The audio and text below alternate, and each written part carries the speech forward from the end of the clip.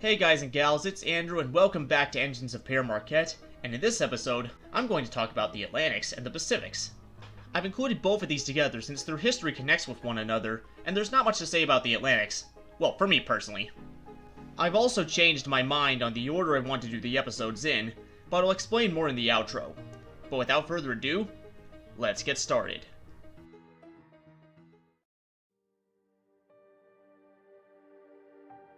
At the turn of the 20th century, the 442 Atlantic was becoming a very popular locomotive.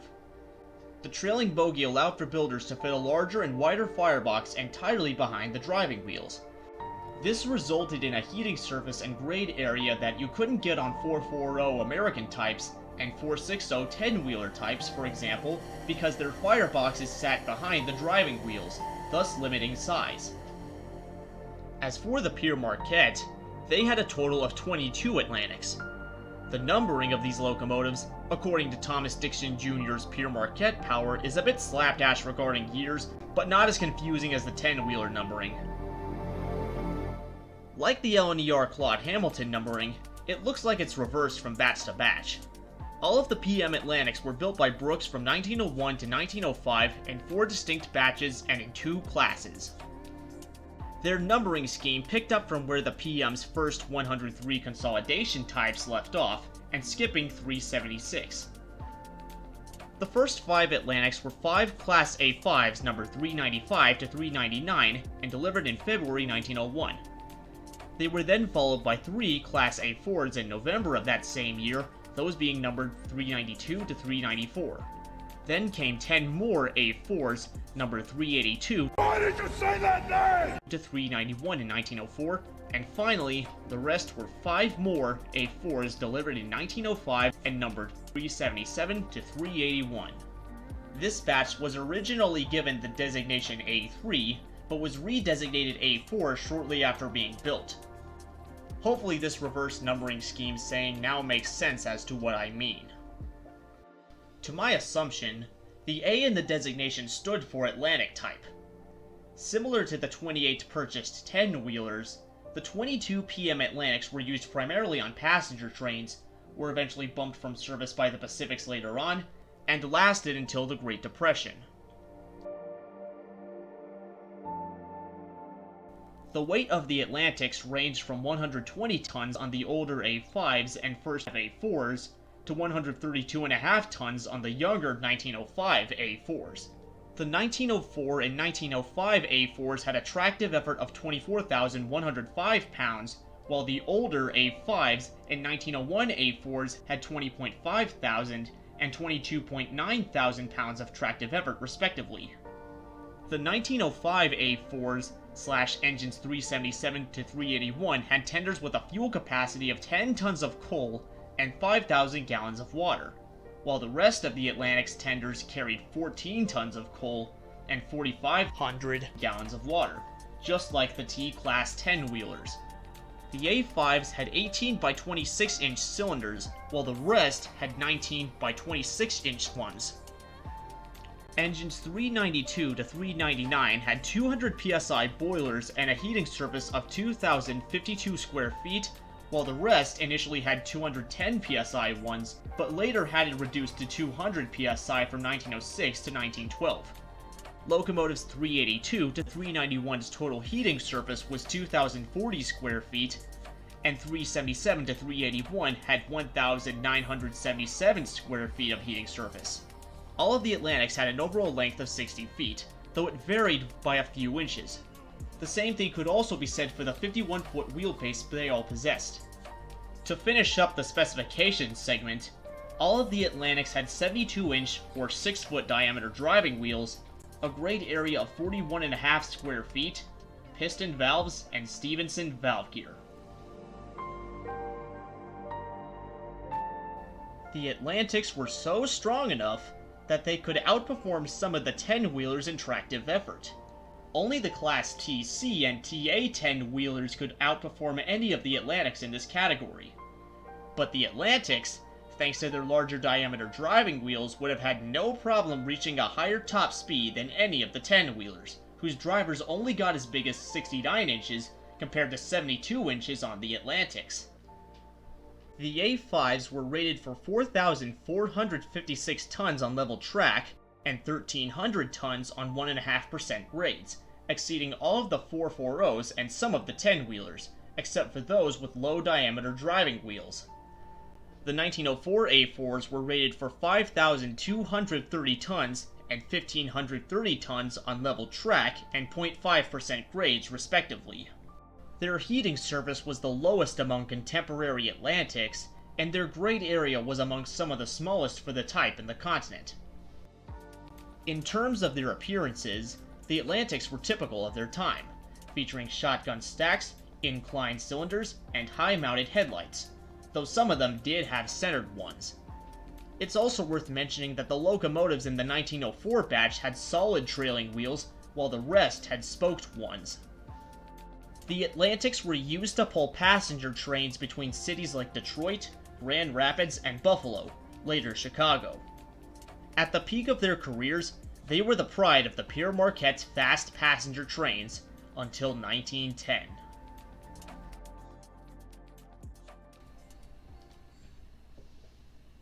It was surprising to see the Pere Marquette buying new locomotives in 1910 and 1911.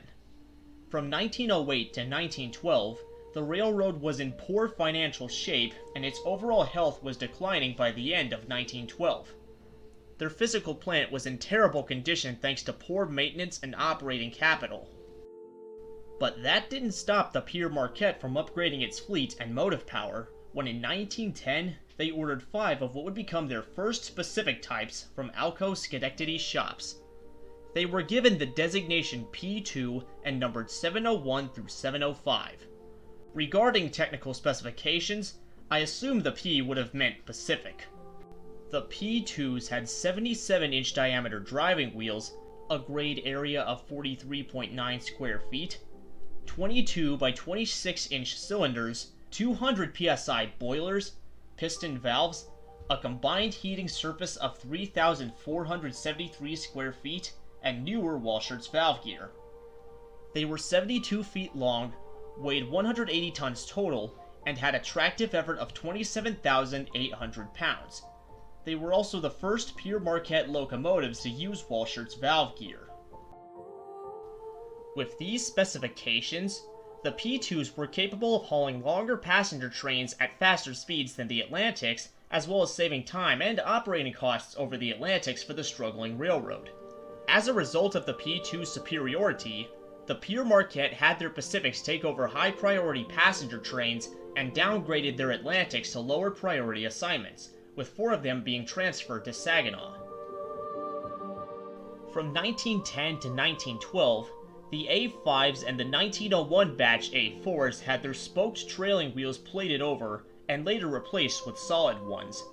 Meanwhile, during that time in 1911, the Pere Marquette ordered 5 more Pacifics from Alco Schenectady shops.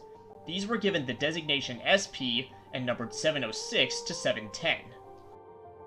Like the P2s, the SPs had the same grade area, driving wheel diameter, valve gear, and boiler pressure, but were superior in every other aspect.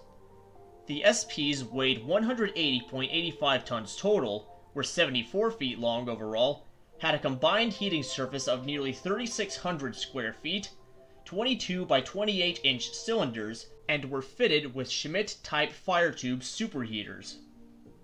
The superheaters, along with the increased firebox size and cylinder size, gave the SPs a higher tractive effort of 29,900 pounds, compared to 27,800 pounds on the P2s. Granted, it's more acceptable than the Great Western Great Bear, because, oh boy, that thing sucked.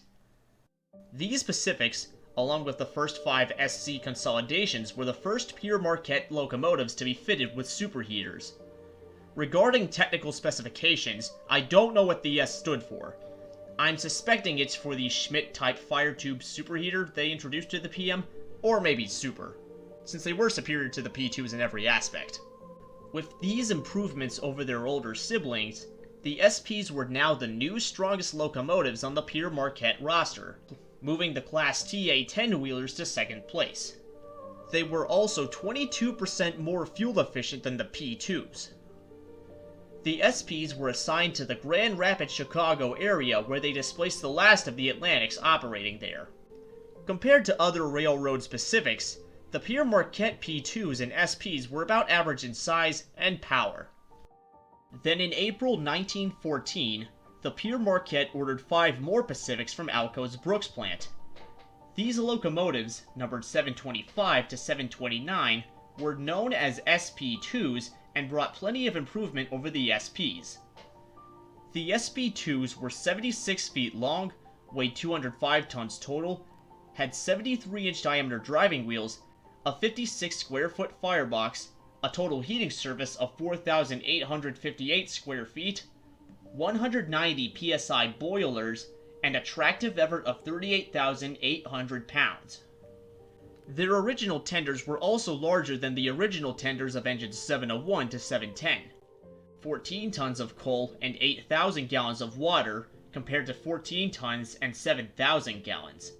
And finally, the SP2s and latter PM Pacifics were fitted with centered headlights from the start, while engines 701 to 710 initially had high-mounted ones, but were later refitted with centered headlights. The SP2s were the most powerful passenger steam locomotives ever used by the Pere Marquette. This was partially thanks to their smaller 73-inch diameter drivers, which were a concession to heavier trains and less emphasis on higher speed. They were so strong that they were comparable to that of contemporary heavy-duty Pacifics, including the Chesapeake and Ohio F-15s. Though, other heavyweight Pacifics such as the Chesapeake and Ohio F-16s, with 51,000 pounds, far outranked them. The SP2s played a major role in helping the Pere Marquette survive the increasing wartime traffic conditions of World War I. Meanwhile, in 1915, the Atlantics were rebuilt with arch tubes in their fireboxes and superheaters, but it didn't improve their performance too much due to a number of flues being removed over time. They also received larger tenders that could hold 15 tons of coal and 6,080 gallons of water, but the fact that the Pacifics were faster and stronger did not help the Atlantics struggle into the late 1910s and 1920s. Locomotive 386 was damaged beyond repair in a train wreck and scrapped in 1919, while the remaining 21 Atlantics lasted into the late 1920s, being downgraded to branch lines and reassigned to Saginaw districts over time. Speaking of the 1920s, after they survived the First World War thanks to the 15 Pacifics they had prior to the beginning of the conflict, the Pere Marquette ordered its last batch of Pacifics from Alco's Brooks plant in 1921. These locomotives, known as SP3s, were numbered 711 to 722, and just like the P2s and SPs, were built with 77-inch diameter driving wheels. Like the SP2s, the SP3s had centered headlights from the get-go, 190 psi boilers, and 14-ton, 8,000-gallon tenders. The SP3s were 78 feet long overall, weighed 207.5 tons, had a grade area of 50.6 square feet, a total heating surface of 3,775 square feet, 23 by 28 inch cylinders, and they were the only Pacifics of the PM to be fitted with Baker valve gear instead of wall sharts. While not as strong as the SP2s, the SP3s would have been faster. They were also superior in every aspect to the P2s and SPs. Thanks to the fate of both the Atlantics and Pacifics, which I'll mention at the end, I don't know what whistles both of these PM locomotives had. Feel free to let me know in the comments if you've happened to find the answer, or not. Guesses are fine too. But anyway, the original tenders of the SP3s had a low-profile coal bunker, which made the cab appear taller than usual, but they were replaced with larger ones in the 1930s. The same thing would also happen to the rest of the PM Pacifics. By the time the Pere Marquette started equipping their Pacifics with bigger tenders, 9 of their Atlantics had been scrapped between 1928 and 1929, reducing the remaining number of them to 12. Back to the Pacifics, the 7,000-gallon, 14-ton tenders of engines 701 to 710 were replaced with the original 10,000-gallon, 16-ton tenders from the Mk1 Mikados when that class received new tenders from Alco in 1930. 706 and 705 retained their original tenders until 1938, when the latter only received an 8RH, or 8,000-gallon 14-ton tender. Engines 712, 719, and 720 to 722 were refitted with 12RE/12,000-gallon 16-ton tenders in 1935, while the rest of the PM Pacifics had their original tenders replaced with 10RH tenders between 1939 and 1941. Aside from pulling passenger trains most of the time, the Pacifics were also used on the Pere Marquette's named trains, such as the East Coast Flyer, Night Express, and Resort Specials to name a few, the latter of which they often had to double head on. Passengers remembered rolling gently along the well-maintained roadbeds and even falling asleep from the steady exhaust and melodious whistling as the two engines hauled their long rake of cars full of tourists from Chicago. Speaking of heavy passenger trains, if such trains ever got too heavy for a Pacific unassisted, the PM would fix the issue by having one of their Mikados pull the train instead. Kind of similar to how the Norfolk and Western would use their A-Class 2664s on passenger trains that were too heavy for the J-Class 484 Northerns. That was all off script, that latter bit. During the Great Depression, the P2s were downgraded to branch line service where they replaced the remaining Atlantics on the roster. Afterward, the remaining Atlantics were sent for scrap, and they were all cut up by 1934. During their final years of service, engines 704 and 705 became favorites on the Muskegon subdivision, yet that wasn't enough to save them. From 1944 to 1946, the Pere Marquette retired and scrapped all of the P2s and replaced them in that subdivision with the SPs. Starting in 1946, the Pere Marquette began purchasing E7 and BL12 diesels from General Motors and EMD. Then in 1947, the Pere Marquette was merged into the Chesapeake and Ohio Railroad and became part of it.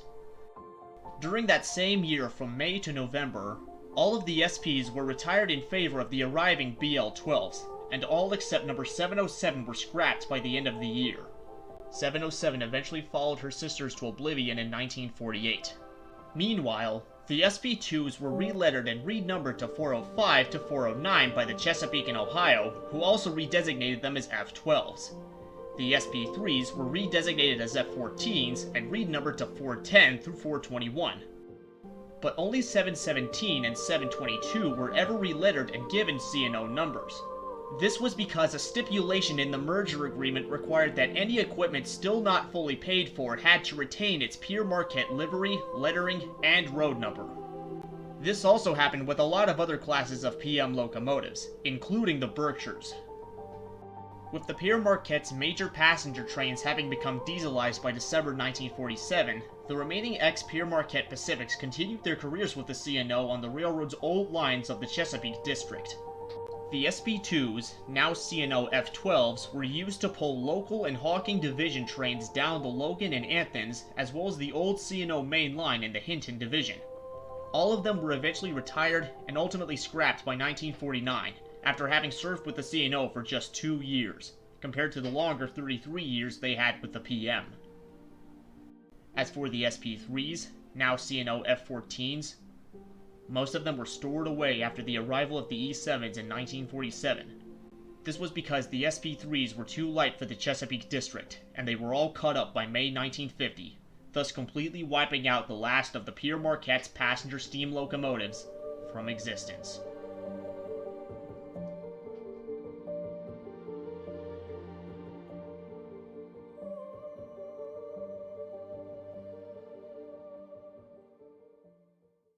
It's definitely a disappointment that none of the PM Atlantics and Pacifics exist. Especially the Pacifics, since they were the largest Pere Marquette locomotives with 4-wheel leading trucks and intended for passenger trains. Not including the diesels. Regardless of their fates, these locomotives embodied the peak of passenger rail transportation of, and will always be a part of the history of the Pere Marquette Railroad. The railroad that brought to us the locomotive that eventually became the real Polar Express. Well guys and gals, I hope you enjoyed the video. If so, like the video and subscribe to my channel to see more railroad related content like this. And if you're already subscribed, activate notifications to stay tuned for future uploads like this, including the next episode where I'll shift over to the Pere Marquette's freight engines and begin the Berkshire buildup. I'm Andrew Raila Bammers, and I'll see you in the next video. Take care.